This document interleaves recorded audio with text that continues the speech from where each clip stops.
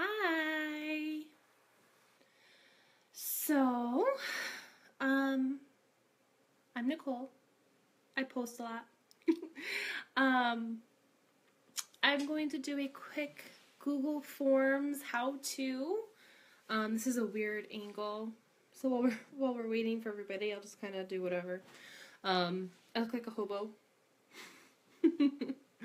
right now, and it's a weird angle because I have it set up to see my phone set up so you can see my computer. So you get to see like the nice shine on my forehead.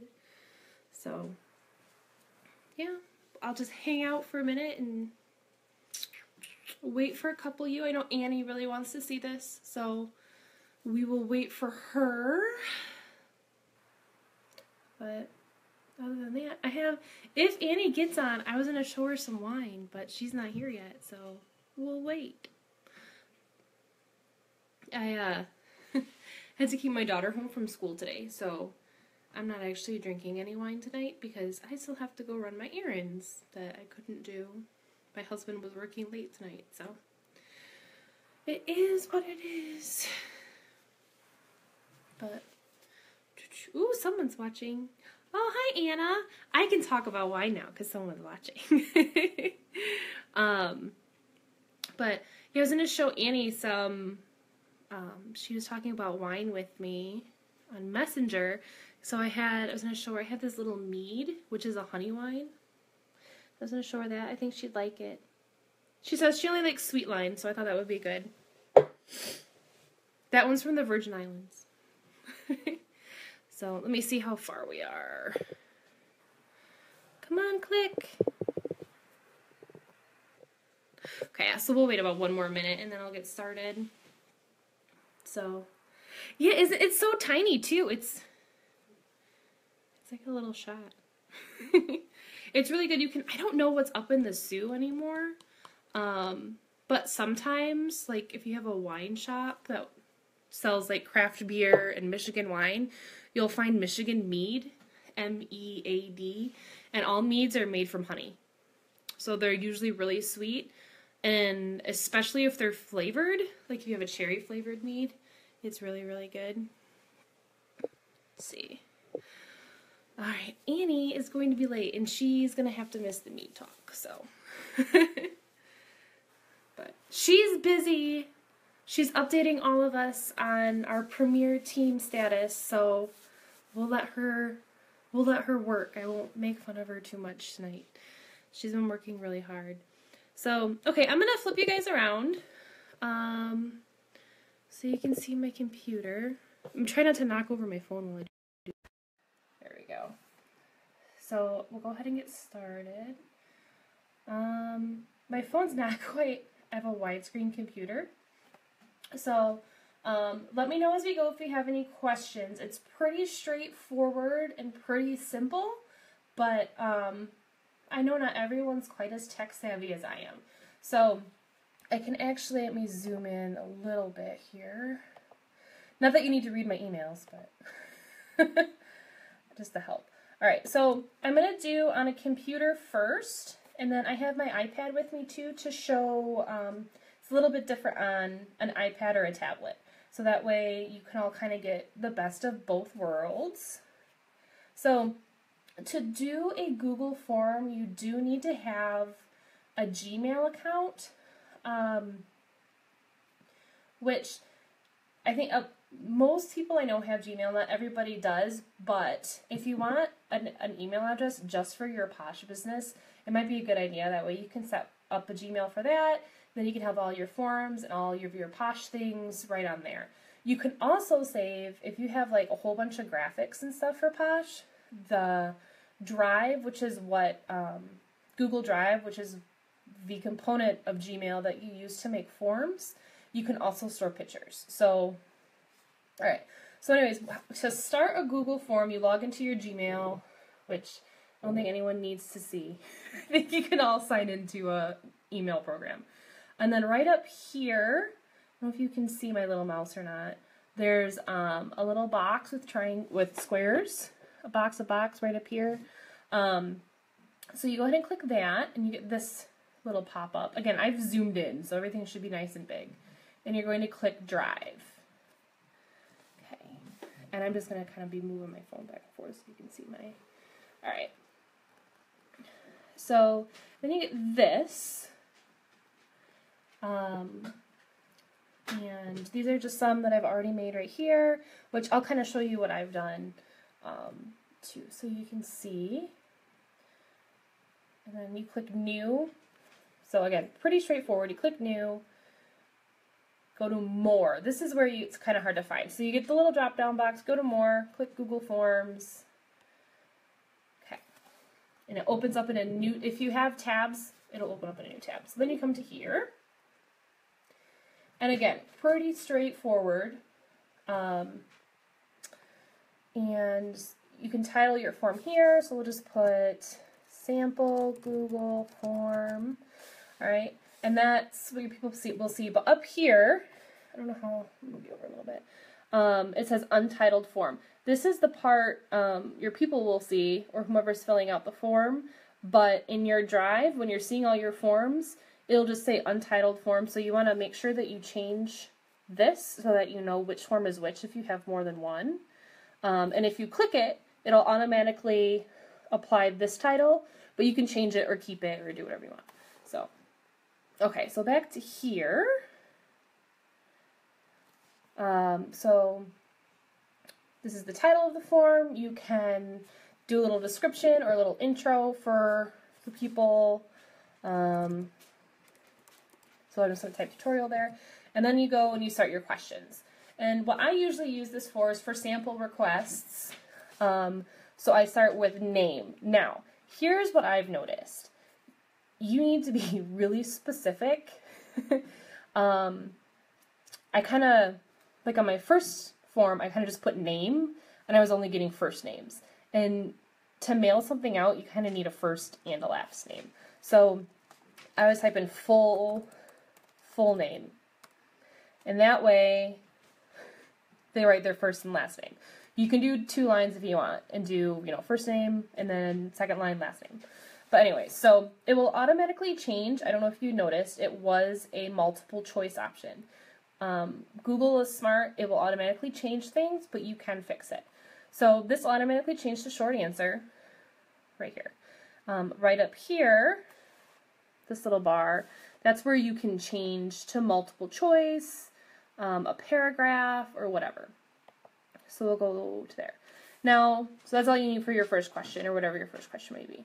So now you need to add a second one. Right over here, there's this little plus sign, and that says add question. So if you click add question, your next line will pop up.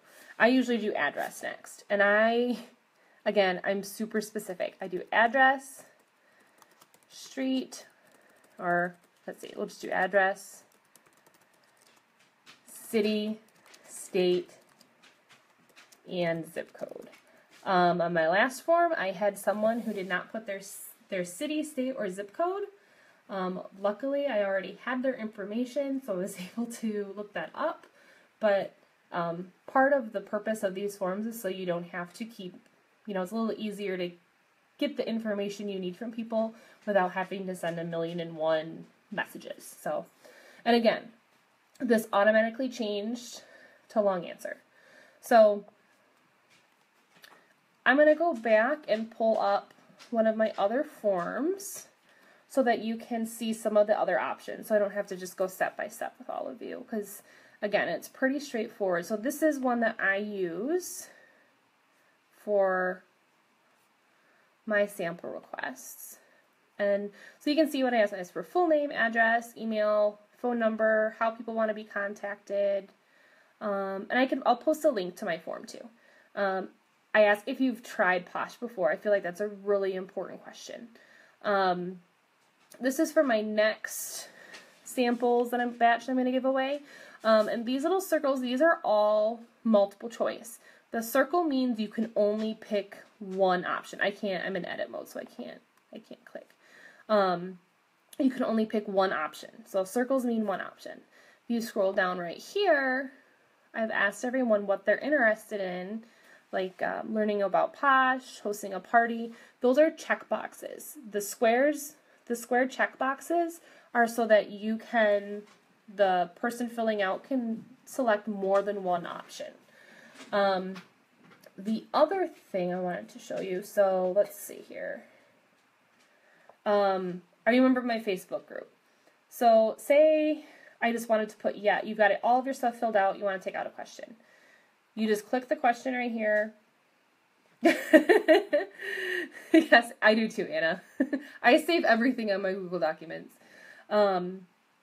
So if you click on your question, you can edit your responses, you can add a response, or the little X is right here, you click on that, it's going to delete it.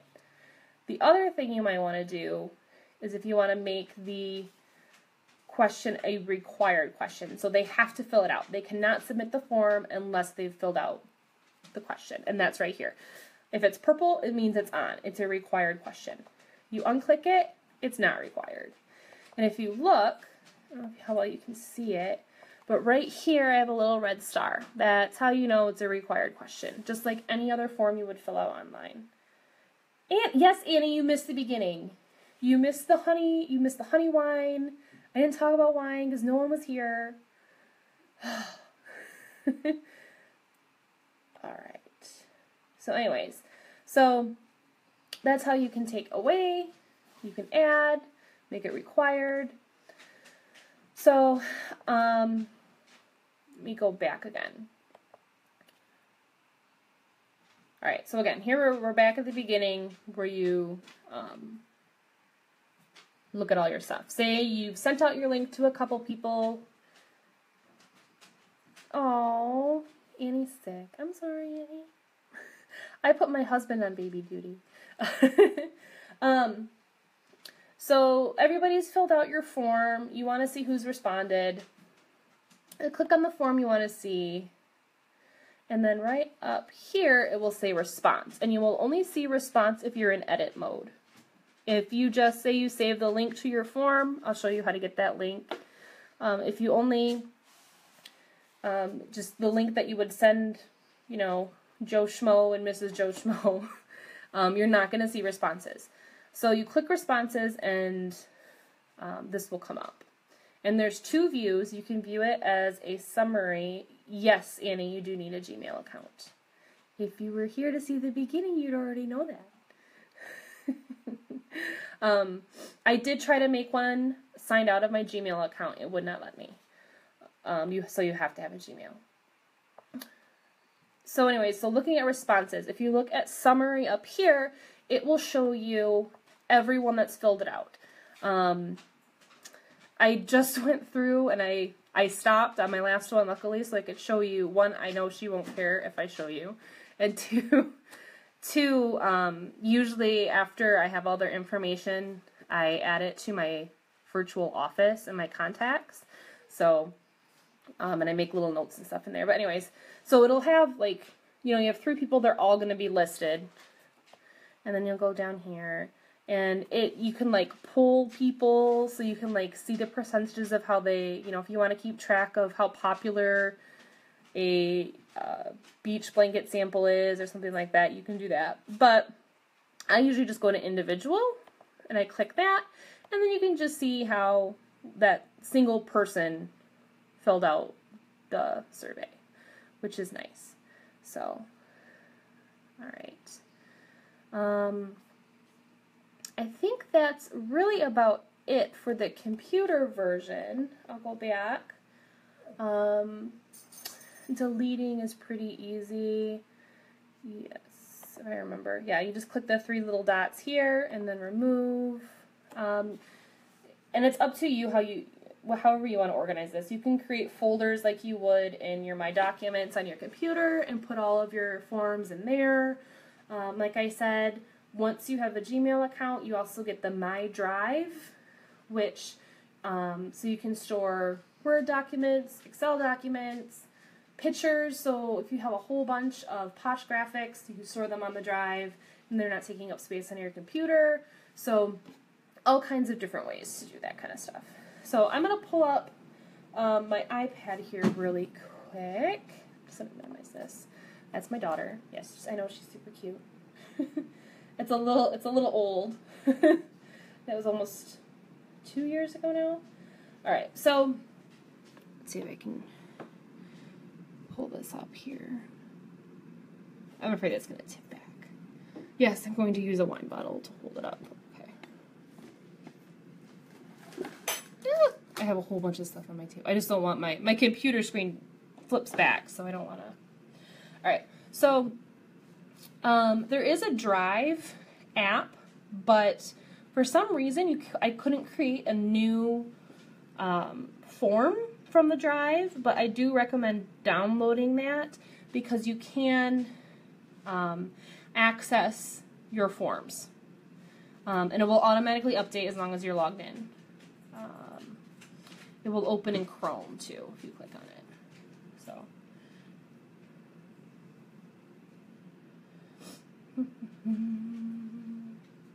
Alright. So anyways, what I usually do to find, I'm just going to close some stuff out here, is I just type in Google Forms. Sorry if you can see nasty stuff all over. My kid was using this all day. Kids always have sticky fingers. So anyways, I just look up Google Forms, spell Google correctly, don't be like me. Click the Google form. It'll come up first because it's Google. Go to Google Forms. I believe this will come up, and it will automatically come up with a new form. So, and then it's the same from there. But here's the thing. You don't want to create a new form. You just want to edit a form you already have. You'll need to go to the Drive app. And there is no app that's just Google Forms. I tried to find that too and could not find anything. So, I hope that has helped everyone. If you have any questions, feel free to comment. I'll get back to you. I will also post, if I can find it, I had saved a little, I'm going to turn around. Okay, so now you're back to me and my shiny forehead. So I had found, I think it was on Cassie's page, just like a step-by-step how-to. I will link that so that I'll probably just do it in a comment, or I'll just create another post. That way, a little easier. I will link that post so you can see a written step-by-step. Sometimes that's a little easier. And I will link my form as a sample, as a guide. So I hope this helped everyone who needs to do some Google form action. Again, let me know if you have any questions. So, yeah, have fun creating some forms, guys. Bye.